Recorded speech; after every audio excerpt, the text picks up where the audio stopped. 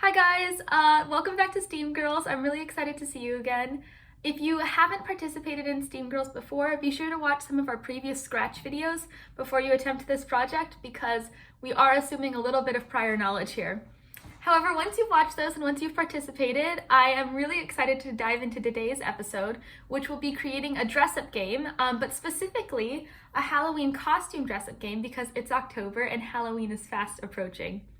So what I want you guys to do first is navigate to the STEAM Girls Scratch page, which will be linked in the description of this video, but will also be emailed to you if you've RSVP'd for the courses. So once you're on that page, what we've linked is essentially this dress-up game. And if you click Remix, you'll be able to look inside of this dress-up game, which right now doesn't work. So you're going to be the one that's going to make it work. So what I need you to do first is just kind of look around the dress-up game a bit, see what's there. You'll see that there's a girl who's wearing a dress and 3 arrows. So now the first step that we're inside the project is to go to this arrow, dress arrow, and we're gonna click on that. What you'll see here is the final code, but what that essentially says is that when this sprite is clicked, we're going to broadcast a message, next dress. You can find these pieces of code in the code tab under events. So you're gonna drag over when this sprite is clicked, and then underneath that, you're going to broadcast a message, next dress. And you can pause and do that right now. But what this essentially does is it says that when I click this arrow right here, I want the dress to go to its next costume. So how we're going to receive this message is from the dress, we're going to say, when I receive next dress, I want to go to my next costume. So when I receive next dress is in events, and the next costume will be under looks.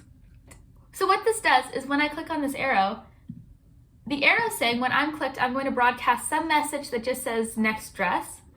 And then the dress sprite says when I receive this message, next dress, I will go to my next costume. And this is how we're linking 2 different sprites. So we're basically having them relate to one another. But we're also seeing that when we're going to our next costume, we are traversing this array of dresses. And now this concept can be applied to all the other arrows and all the other sprites. Let me just wrap up what we've talked about today. An array stores several different objects of the same type. So in our case, we have an array of dresses, and we have an array of shoes, and we have an array of girls. And then to traverse an array means to go through the array and see the different objects within it. So now that we've built out this first part, I'm going to challenge you guys to essentially build out how to traverse the different shoes and how to traverse the different girls. If you sort of explore this Scratch project more, you'll see that you also have an array of girls and an array of shoes.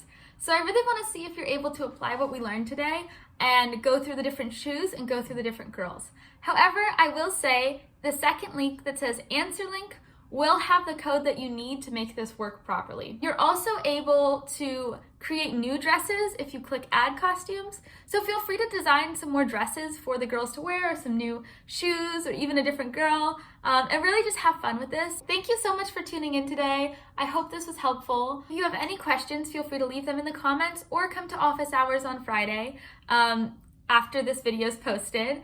And yes, I look forward to seeing you guys at the next STEAM Girls video. We have a lot of fun Halloween content planned, and I hope you guys have a fantastic time using Scratch.